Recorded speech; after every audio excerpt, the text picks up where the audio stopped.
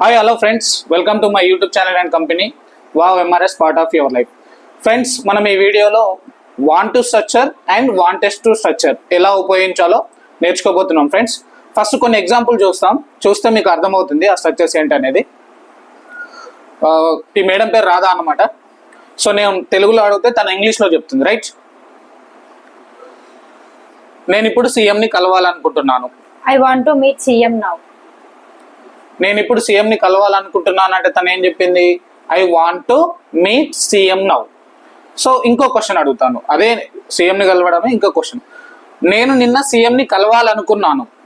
I wanted to meet CM yesterday. ఇంకొంచెం గట్టిగా చెప్పండి, స్లోగా గట్టిగా.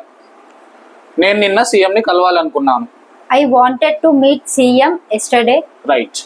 సో నేను నిన్న సీఎంని కలవాలనుకుంటున్నాను అంటే I wanted to meet CM yesterday. I wanted అన్నది కలవాలనుకున్నాను అంటే. నేను ఇప్పుడు సీఎంని కలవాలనుకున్నానంటే I want to meet CM now అంది. సో ఇప్పుడు కలవాలనుకుంటున్నాను అంటే వాంట్ టు మీట్. నిన్న కలవాలనుకున్నాను వాంటెడ్ టు మీట్. అంటే ప్రస్తుతం అనుకుంటున్నప్పుడు వాంట్ టు స్ట్రక్చర్ ఉపయోగించాలి. గతంలో ఏదైనా ఒక పని చేయాలనుకునే సందర్భంలో వాంటెడ్ టు స్ట్రక్చర్ ఉపయోగించాలి. ఆమె నిన్న క్రికెట్ ఆడాలనుకుంది. She wanted to play cricket yesterday. She wanted to play cricket yesterday. నిన్న ఆడాలనుకుంది కాబట్టి వాంటెడ్ అనేది V2 కదా, రైట్? అంటే V2 అనేది మనం దేనికి ఉపయోగిస్తాం? మనం ఒకసారి మనం టెన్సెస్ ని గుర్తు చేసుకున్నట్టయితే V2 ఎక్కడ ఉపయోగిస్తాం? సింపుల్ పాస్ట్ లో ఉపయోగిస్తాం. సింపుల్ పాస్ట్ దేనికి ఉపయోగిస్తాం? జరిగిపోయిన పనులు చెప్పడానికి. సో జస్ట్ దీన్ని లింక్ చేయండి. కానీ ఇవి టెన్సెస్ కావు, ఇవి స్ట్రక్చర్స్ అన్నమాట. సో బట్ ఇక్కడ V2 యూజ్ చేస్తున్నాం అంటే ప్రజెంట్ పాస్ట్ తెలుసుకోవడానికి ఆ V1 V2 మీరు ఐడియా ఉంచుకుంటే సరిపోతుంది అనమాట, రైట్? సో ఆమె నిన్న క్రికెట్ ఆడాలనుకుంది. నిన్న అంటే పాస్ట్, నిన్న అనుకుంది, రైట్? సో మనం వాంటెడ్ యూజ్ చేయాలి. She wanted to play cricket.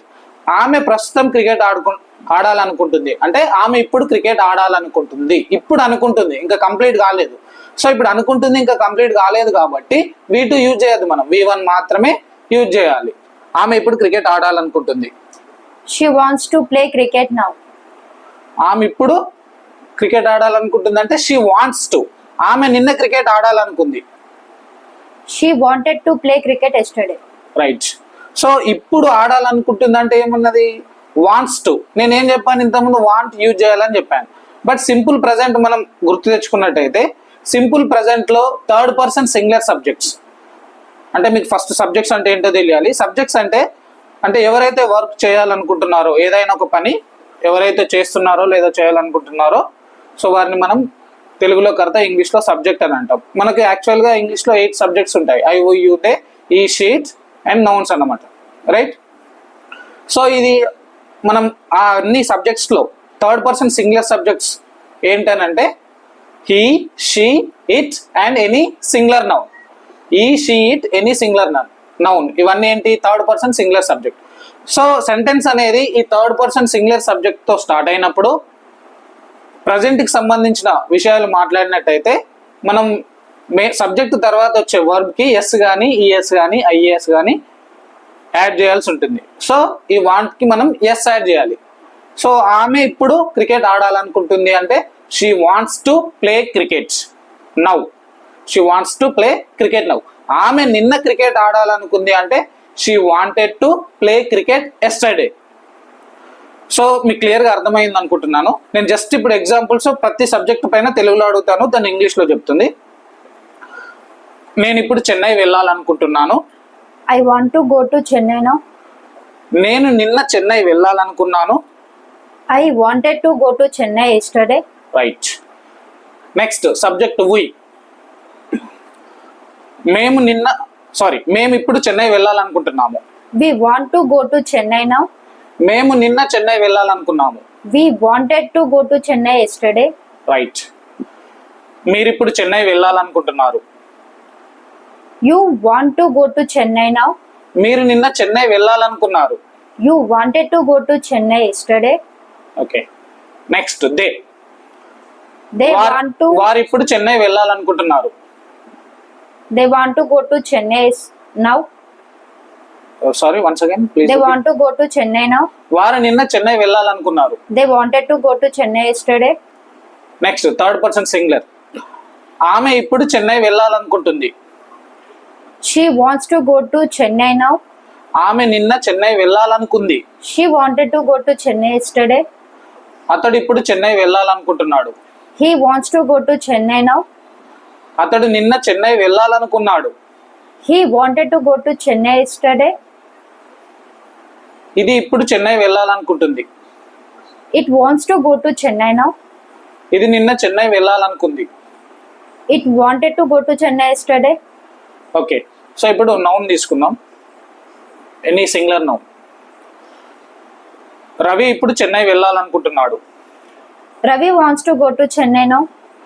Ravi నిన్న చెన్నై వెళ్ళాలనుకున్నాడు. Ravi wanted to go to Chennai yesterday. So any plural noun తీసుకుందాం. డాక్టర్స్ ఇప్పుడు చెన్నై వెళ్ళాలనుకుంటున్నారు. Doctors want to go to Chennai now. Doctors నిన్న చెన్నై వెళ్ళాలనుకున్నారు. Doctors wanted to go to Chennai yesterday. So ఈ examples మీకు అర్థమైతే ఒకసారి చూస్తే సరిపోతుంది. ఇన్ కేస్ అర్థం కాకపోతే మళ్ళీ మీరు బ్యాక్ వచ్చి వీడియో క్లియర్గా చూడండి. అంటే నేను ప్రతి సెంటెన్స్ ఇప్పుడు అనుకుంటున్నాను, నిన్న అనుకున్నాను, ప్రతి సబ్జెక్టుతో చెప్పడం జరిగింది. అంటే ఒకటి వాంట్ టు, ఇంకొకటి వాంటెడ్ టు స్ట్రక్చర్ ఉపయోగించి నేను తెలుగులో అడిగితే తను ఇంగ్లీష్లో చెప్పడం జరిగింది. మీరు కొంచెం దీన్ని క్లియర్గా అబ్జర్వ్ చేసినట్టయితే మీకు అర్థమైపోతుంది. ఏం లేదండి, సింపుల్గా ప్రస్తుతం చేయాలనుకుంటున్నాం, ఏదైనా ఒక పని ప్రస్తుతం చేయాలనుకుంటున్నాం అంటే వాంట్ టు స్ట్రక్చర్ ఉపయోగించాలి. ఆ వాంట్ టు స్ట్రక్చర్కే థర్డ్ పర్సన్ సింగులర్ సబ్జెక్ట్స్, అంటే సబ్జెక్ట్స్ అనేవి థర్డ్ పర్సన్ సింగులర్ సబ్జెక్ట్స్ అయితే వాంట్ బదులు వాంట్స్ టు అనాలి, right? So next wanted to. గతంలో ఏదైనా ఒక పని చేయాలనుకున్నాను అన్నప్పుడు వాంటెడ్ టు స్ట్రక్చర్ ఉపయోగించాలి. సో ఇంకొక చిన్న విషయం మీరు ఇందులో తెలుసుకోవాలి. ఏంటి అంటే వాంట్ టు స్ట్రక్చర్ అనేది సింపుల్ ప్రజెంట్ లాంటిది అన్నమాట, ఆ టెన్స్ లాంటిది. వాంటెడ్ టు స్ట్రక్చర్ అనేది సింపుల్ పాస్ట్ టెన్స్ లాంటిది, సింపుల్ పాస్ట్. ఓకేనా? సో సింపుల్ ప్రజెంట్లో ఏవైతే హెల్పింగ్ వర్బ్స్ వాడతామో అది వాంట్ టు స్ట్రక్చర్లో వాడాలి. అదేవిధంగా సింపుల్ పాస్ట్లో ఏవైతే హెల్పింగ్ వర్బ్ యూజ్ చేస్తామో అది వాంటెడ్ టు స్ట్రక్చర్లో వాడాలి. సింపుల్ ప్రజెంట్లో ఏ హెల్పింగ్ వర్బ్స్ వాడతాం మనం? Do or does. Third person singular subjects అయితే డస్ వాడతాం, లేదా రిమైనింగ్ ఆల్ సబ్జెక్ట్స్కి డూ అనే హెల్పింగ్ వర్బ్ వాడతాం. సింపుల్ పాస్ట్లో ఏ సబ్జెక్ట్ అయినా సరే డిడ్ అనే హెల్పింగ్ వర్బ్ యూజ్ చేయడం జరుగుతుంది. దీని తర్వాత ఇంకొక మెయిన్ ఇంపార్టెంట్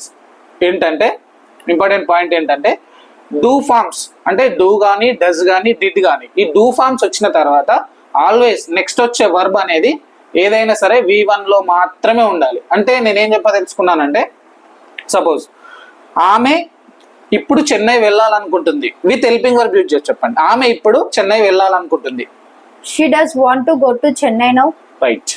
సో ఆమె ఇప్పుడు చెన్నై వెళ్ళాలనుకుంటుంది అంటే ఏం చెప్పింది తను? She does want to go to Chennai now. She does want. So అక్కడ షీ అనే సబ్జెక్ట్ తర్వాత డస్ అనే హెల్పింగ్ వర్బ్ రావడం జరిగింది. సో డస్ అనే హెల్పింగ్ వర్బ్ డూ ఫార్మ్స్ సంబంధించిందే కదా. సో డూ ఫార్మ్స్ తర్వాత ఎప్పుడైనా సరే V1 వాంట్ మాత్రమే యూజ్ చేయాలి. అక్కడ మనం ఇప్పుడు ఏవైతే డిస్కస్ చేస్తున్నామో structures want to, wanted to, does వచ్చిన తర్వాత వాంట్ మాత్రమే యూజ్ చేయాలి, లేదా డూ వచ్చిన తర్వాత కూడా వాంటే, డిడ్ వచ్చిన తర్వాత కూడా వాంటే. ఎందుకంటే అవన్నీ డూ ఫార్మ్సే. రూల్ అనేది ఏంది? సింపుల్గా మీరు గుర్తుపెట్టుకోవాల్సింది డూ ఫార్మ్స్ వచ్చిన తర్వాత V1 మాత్రమే ఉపయోగించాలి. చూద్దాం డిడ్ వచ్చిన తర్వాత కూడా ఎలా V1. ఆమె నిన్న చెన్నై వెళ్ళాలనుకుంది with helping verb.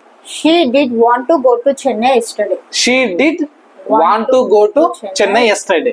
So actually అక్కడ స్ట్రక్చర్ ఏంది? మనం ముందు నేర్చుకున్న ప్రకారం she wanted to go to Chennai yesterday. She wanted to.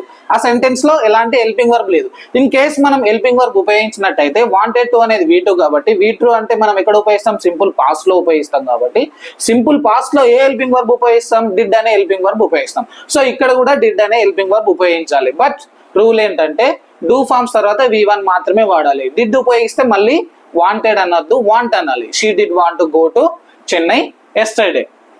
ఓకేనా? సో ఆమె ఇప్పుడు చెన్నై వెళ్ళాలనుకుంటుంది అంటే with helping verb. She does want to go to Chennai now. She does want to go to Chennai now. సింపుల్గా మళ్ళీ ఒకసారి with helping verb, without helping verb ఒకసారి మళ్ళీ మనం చూద్దాం. First round without helping verb చెప్పండి, హెల్పింగ్ వర్బ్ లేకుండా. ఆమె ఇప్పుడు చెన్నై వెళ్ళాలనుకుంటుంది. She wants to go to Chennai now. ఆమె నిన్న చెన్నై వెళ్ళాలనుకుంది. She wanted to go to Chennai yesterday.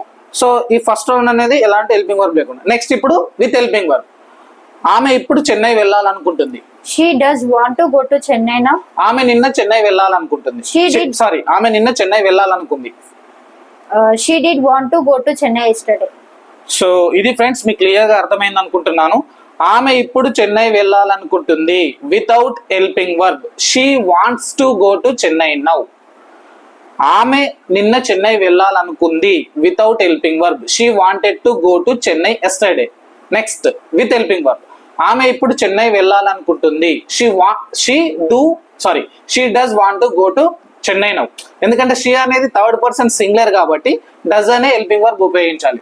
ఆమె ఇప్పుడు చెన్నై వెళ్ళాలనుకుంటుంది. She does want to go to Chennai now. ఆమె నిన్న చెన్నై వెళ్ళాలనుకుంది. She did want to go to Chennai yesterday. She did want.